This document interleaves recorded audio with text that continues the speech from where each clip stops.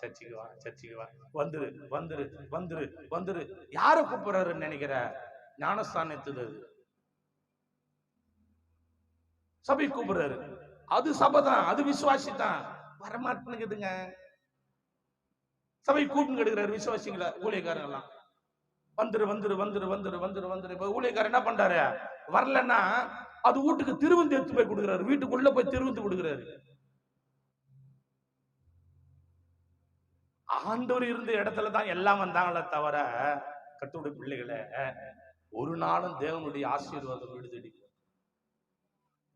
கர்த்தருடைய ஆலயத்தின் மேல் வைத்திருக்கிற வாஞ்ச, இப்ப வாஞ்செல்லாம் புஷ்னு கீழே போகுது. இப்போ குறைஞ்சினே போகுது.